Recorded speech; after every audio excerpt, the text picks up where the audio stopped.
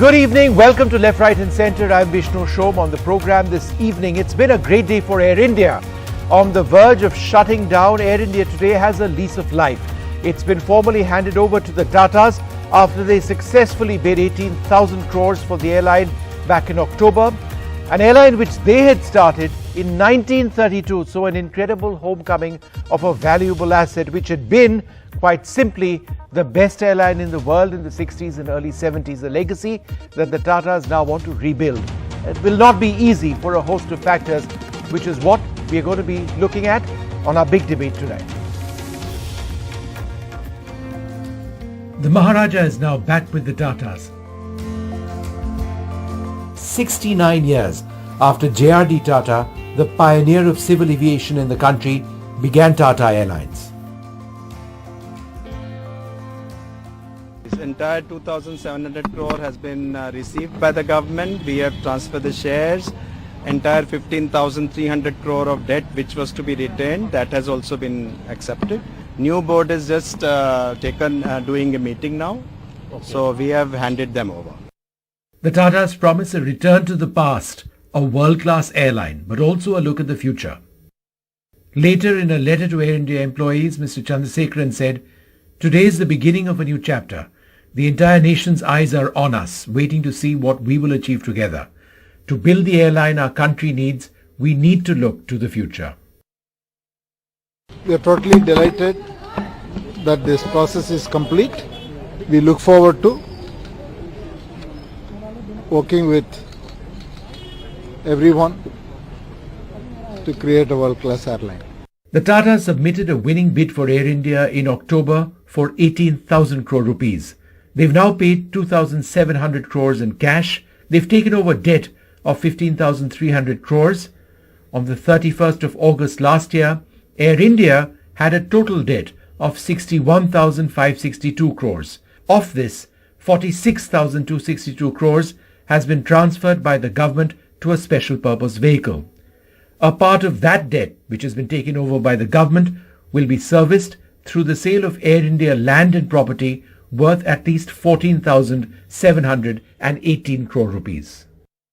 Formed by J.R.D. Tata in 1932, Air India has been a pioneer in civil aviation. Way back in 1960, Air India inducted its first jet aircraft, a first in Asia. It started flying to New York that same year. By 1962, Air India had become the world's first all-jet airline, and in 1971 it inducted its first Boeing 747 Jumbo and introduced its Palace in the Sky livery and branding. The Air India mascot, the Maharaja, is one of India's most iconic advertising successes. But with highs came the lows. Overstaffed, debt-ridden, with collapsing service standards. The 2007 merger of Air India and Indian Airlines proved to be disastrous, with combined losses soaring to $960 million by March 2009. And once a previous attempt to disinvest the airline in 2017 fell through, it seemed Air India's days were numbered. By taking on Air India now, Ratan Tata will have fulfilled a lifelong dream, but turning around an airline that bleeds 20 crore rupees each and every day may prove to be his biggest challenge yet. With Sunil Prabhu, Vishnu Shom for NDTV. Well, joining us now, Vinamra Longani, Head of Operations at Serene & Company, also joined by Manish Sabarwal, Vice Chairperson of Team Lease Services, and Parampreet Singh Bakshi, Vice President of Consulting at Kappa Advisory. I'd like to thank you all very much for being with us. Let me go across first to you, Mr. Longani. Do you believe that realistically the Tatas will be able to turn around an airline which is bleeding 20 crores every day? Thank you for having me on the show again, Vishnu. You see, this is a long-term project which has been taken on. This is a momentous task, and it is probably going to go down in aviation history as possibly one of the most challenging airline turnarounds in the world.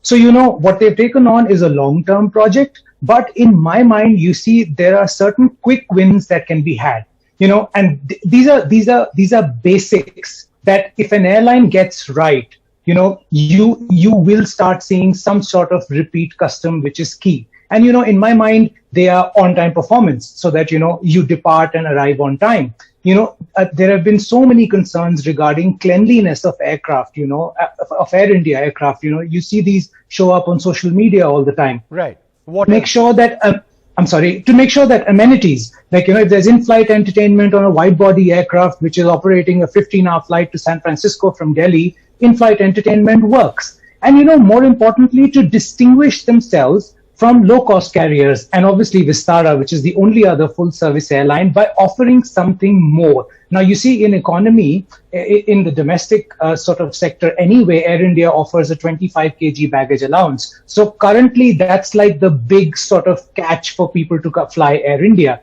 Now, let's say, for example, another quick win would be to enhance the meal service, for that matter. So, these things can be done immediately. These don't cost a lot of money. And then I guess in the medium term, the airline needs a sea change in culture. And then overall, it needs an overall, and aircraft need to be refurbished and so on and so forth. But okay, yes, let me just go across to Manish Sabharwal as well. Now, Manish, if we look at the way this has been done, it's complicated. The Tata Group has paid 2,700 crore rupees in cash. They've taken over debt of 15,300 crores. In other words, they'll be paying, lessors of aircraft, among others, that the government has traditionally owed money to. The deal which they signed was 18,000 crores, which they won in October. Air India's total debt as of August last year was 61,562 crores. Let's have those graphics. Let's play out these graphics. 46,262 crores was the debt which was transferred to a special purpose vehicle by the government. So they had a total debt of 61,562 crores as of August 2021, of which 46,262 crores was the debt transferred to the special purpose vehicle. Now, the government will be servicing, as I understand it, of that 46,262 crores, 14,718 crores through assets including buildings and land. But in the process, the Tata Group will not be retaining prime property. For example, the iconic building at Mumbai's Nariman Point. So therefore, Mr. Sabharwal, the question is this: is that a setback in a sense for the Tatas? Would that have made the airline less appealing to acquire? Because 14,000 crores worth of assets would be something any company would have been interested in. I don't think companies are valued on assets. I don't think companies are valued more dead than alive. Companies are valued for their future cash flows. So yes, those assets would have been on the balance sheet, but then the valuation of the company would be different. So I think the valuation that Tata has paid is fair for a company which needs a lot of investment, for a company which is making losses. So I don't think that leaving those assets in would have made a difference. It would have just adjusted the price. Okay. Mr. Bakshi, in terms of the expenses that the Tatas would need to put in now, for example, refurbishing existing aircraft, the condition of seats, the condition of the insides of aircraft, the possibility of having to install a new premium economy, certainly on the international sectors, that's going to be an additional expense which the Tatas would need to take. But without that, the viability of the airline in the international sector would suffer. Would you agree? Thanks, Vishnu. Good evening, everyone. Firstly, I must say that Tata is formally taking over is a great day for aviation and possibly a game changer. And this acquisition gives a long-term future for Air India, and especially a viable and a secure future. Coming to your point, there's definitely a need for investing in the product. There is a need for upgradations, as the case may be, and that will be a part of the strategy and the plan that the Tata Group will be pursuing. So that is definitely on the cards, will be required, and will be fundamental to ensure that the customer experience and the performance of the product is better than what it was with the erstwhile owners.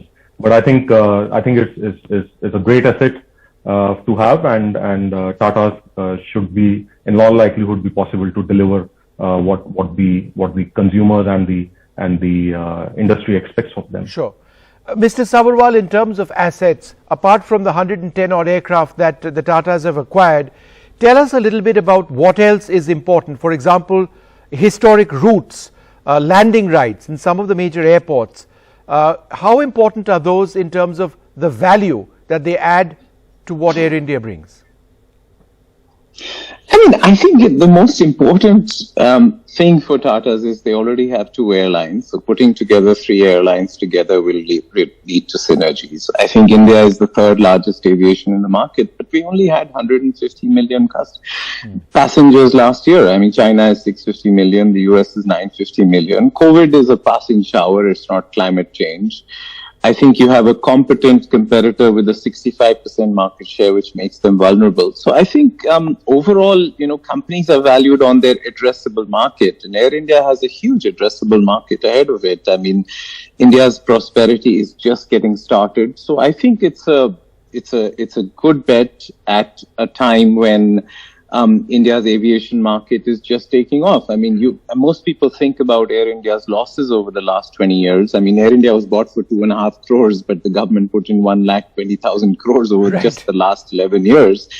But the losses are not as important as we lost 25 years. We would probably have been, 200, 250 million passengers by now if Air India wasn't a monopoly for the years that it was, and then it hadn't been offering the goofy service that it was. So I think from a perspective of assets, I think it still is a respected brand. It is coming home to the Tatas, and this is exactly the romance of entrepreneurship that people like the Tatas the kind of bets that they should be making. These are nation-building bets, and Tatas have always done that. Vinamra, this is an airline, Air India.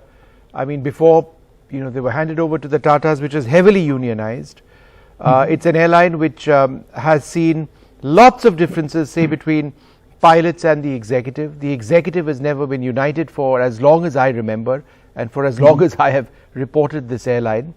There is a culture issue over here at place. This became, in many levels, the worst of what a Sarkari organization could be. And at times they did brilliantly well as well. But the fundamental need to change the working style of the airline, to realize that unions may no longer work while ensuring flight safety at the very highest levels. This change of culture, how difficult will it be? You see, Vishnu, in my opinion, what was missing all along was a mission, a purpose, and I think with the Tata Group now firmly back in the cockpit, so to speak, of the airline, there is a mission to bring this airline back, to restore its former glory. Now, I'm sure everybody knows Air Indians who have worked in the airline for the longest time or currently continue to work the airline. This airline over a period of time was just plodding along without a purpose. And like you rightly pointed out, look at the missions they operated during COVID, the repatriation flights, great work. But, once that subsided, it just fell back into mediocrity. So the cultural change will come from the Tata Group. They have great hospitality brands. So all that really needs to be done is to sort of imbibe all of that good in their various hospitality brands, which are globally renowned, by the way. I mean, look at the Taj hotels, people the world over sort of like, drool over Taj properties. Right. So that's something you feel that could be added as an asset. Mr. Sabharwal, let me ask you this. Emirates has for many years, I mean at a certain stage till quite recently, I believe it was the principal international airline flying outside, people from our country to destinations abroad. Now Air India would want to exceed that by far and away. To what extent do you believe direct non-stop flights are the future of Air India's success? There is an entire generation of new ultra long haul airliners coming in. Air India already operates the 777-200 LR, but there are newer aircraft, more efficient aircraft as well. How important is it ultimately for Air India or the Tatas to upgrade these aircraft so that they can operate ultra long haul non-stops? Is there money in that business? I think so. I think for too long we've been tired of flight timings being set by arrival timings in the West rather than departure timings in India. I think we've been too tired of being made to transit through countries or places that we don't need to go. So I would say, the airline market in India is a baby in diapers. I'm not a specialist in the airline market. I just think that Air India has a great market opportunity ahead of it. Long haul is an important part of its destiny, but so is domestic market growth. And it's also, every investment is about timing. Every investment is about how much you pay for it. And I think they've got their timing and their price right. And the government's also got a liability off its books. I don't think governments are meant to run airlines or scooter companies or make bread. I mean, that's the bigger point here. It's also both. Nobody's topi penawing everybody. Both sides are getting what they hopefully will do better at. In fact, Mr. Bakshi, that was in a sense, my next question. This was the last throw of the dice for Air India, right? If this disinvestment didn't work out, there was one in 2017 that failed miserably. If this didn't work out, the government would not be in a position or not be willing to indefinitely spend on this airline. It would have been shutters on this airline and therefore thousands of jobs as well, right? Well, Vishnu, I would refrain from making a comment on that. Obviously, there are ways and means of getting things done and ensuring that there's continuity of business. But that's something in the past. We now need to move ahead and look forward, and we believe that there is a lot that the Tatas need to do. We believe that we can expect a new product and service which is of world-class standards. In a couple of years, there will be some improvements which will be visible in the immediate future. But make no mistake, the integration of this scale and size will need patient capital. It will need strategic expertise. It will need all the wherewithal of the Tata Group, which is there both internally as well as externally, that they can tap into. Sure. To ensure that they deliver on what is expected of them. Sure. We believe that the new airline will emerge, which will be stronger. It will be leveraging digital capabilities to the hilt. It will be focused on customer experience as well as employee experience, which is fundamental. And it will come up with a new culture and a new energy for the workforce to be able to deliver on all those promises and potential. Vinamra, one of the big problems, I mean, it's a benefit for customers like you and me, but it's a problem for the airlines, is price wars in the Indian market. Price wars exist to such an extent that an airline has to fill more than 85-90% to think about making a marginal profit on every flight, or just recovering the costs of a flight. Add to that the incredible fuel expenses of aviation turbine fuel in India, variable charges like parking fees and the like, and it means that every flight is critical from a money standpoint. How much will Air India's success be defined by these factors which exist outside the Tatas? This is what the industry in India is all about. And at one level, it's driving airlines broke. It's a fact. You see, it is said in the industry, an airline seat is a perishable commodity. As soon as you shut the door for departure, it's lost. So coming back to what you were saying, yes, these pressures will continue. We are on the cusp of seeing another low-cost air carrier, yes. Which will launch operations in the summer.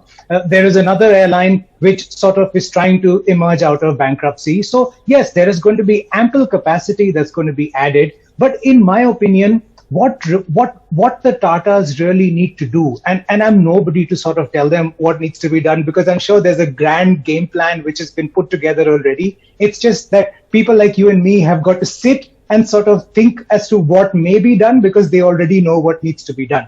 But anyway, coming back to the point, what they need to do is to enhance the Air India experience, and to a point where someone who flies a low-cost airline and is going to buy a sandwich on board and is going to buy a chai on board, because everyone does, because you're bored on a low-cost airline, would be willing to give that amount of money upfront to Air India when they buy a ticket. Right. And there are other frills, like a frequent flyer program, which sort of encourages loyalty. So these are things that and obviously use their great legacy. Everyone loves Air India. Who doesn't love Air India? Right. I would love to give Air India there's certainly a business. national or an emotional connect with Air India. Absolutely. Well, gentlemen, I'd like to thank you very much for being with us this evening. Let's see what happens with the Tatas and Air India, but it is a fantastic opportunity, and let's hope it really works out. There is something about Air India which tugs at one's emotions in this country. Lots of views on coup. Nitesh Tyagi has written and saying, will Tata be able to act as a boon for Air India? Well, that's certainly the hope. I think running business is not the government's cup of tea. I hope that the new owner will take Air India to a new height. Well, earlier today, I spoke to R. Gopalakrishnan, a former director at Tata Sons, to get an idea of the culture of working within Tatas and how they would need to work with this new asset to make it realize its true potential. Thanks so very much for being with us. What does this mean for Ratan Tata? What does it mean for Tata Sons? This is really something which has a lot of logic to it and a certain overlay of emotion. I do not believe that business can be run purely with logic or purely with emotion, and this is a nice mixture. The emotion I don't have to describe. We've always wanted to welcome back the young girl who left our house after marriage and never managed to come back. So that's the emotion part. But from a logic point of view, Tatas have undertaken many bhag items, I call them, big, hairy, audacious goals. We know all of it. The history is known and I don't need to repeat it. Mithapur, Jamshedpur, hydroelectric projects. And I think this is one more bhag item that has come into Tatas.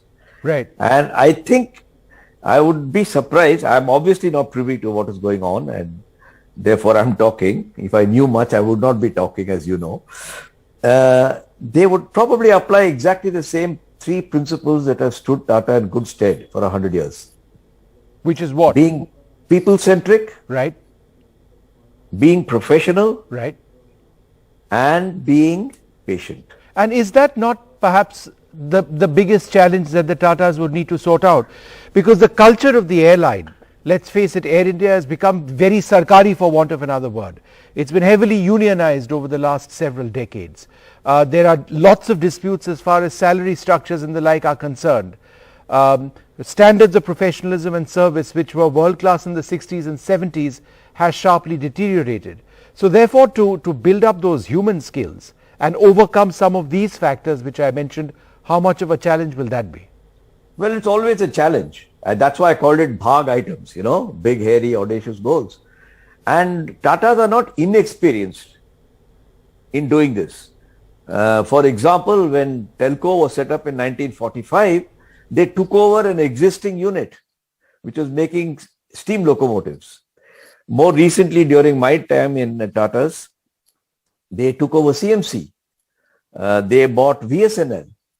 And so we have some experience of these so-called sarkari.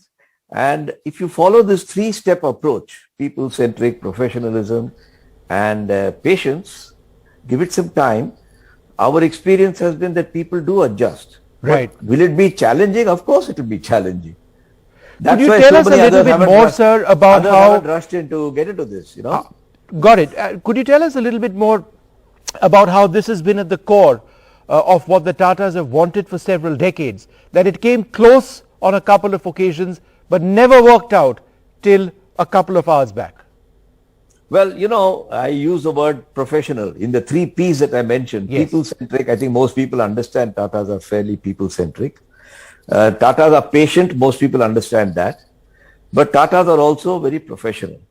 And professional means you want to take this on transparent terms and you want to turn it around under transparent terms. Some of the occasions in the past have not been so, for whatever reason. This time it seems to me, and remember I'm commenting from the outside, that it's been a fairly transparent and professional process. And therefore Tatas have, been happy to accept their old daughter, a daughter who left the house many years ago. All right, and sir. take the challenge. Sure. Okay? Right. Well, I'm sure that one of the great assets that Tata have in taking over, apart from the debt and the equity which everybody looks at, is that we are carrying an intangible asset, which is the tremendous goodwill of 135 crore Indians to make this work. In fact, that's something which Mr. Chandrasekaran referred to in his letter to Air India employees, saying it's a new beginning for the airline. Let's work towards the future in as much as we remember the past. For thousands of Air India employees who may have been jobless, because if this didn't go through, the airline would shut down. The government has made that clear. This is very much a new beginning. It's a lease of life in a sense. Right. So let's hope that the reincarnation of Air India will go as per our dreams. Do you think the livery needs to change? Do you think it needs to have a different look? I'm asking for your personal opinion. Or do you believe that this is the definitive Air India look? No. I cannot comment on that. Air India is a fantastic brand. Obviously, liveries change periodically, and the right people will take the right view at the right time. I cannot comment on that. No, I was asking for your personal opinion. That's fine, sir. Thanks so much.